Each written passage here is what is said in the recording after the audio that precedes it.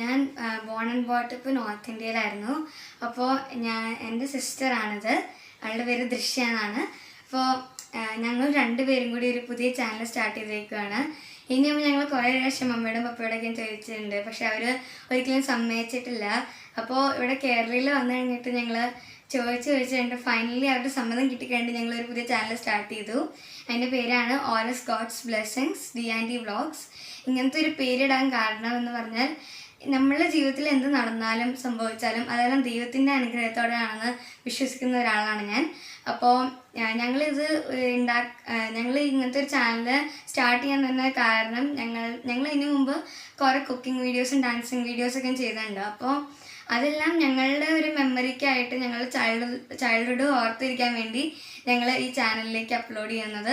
അപ്പോൾ അത് വേറെ ആൾക്കാർക്ക് ഹെൽപ്ഫുള്ളും ആകും, ഞങ്ങൾക്കൊരു സന്തോഷമാകും.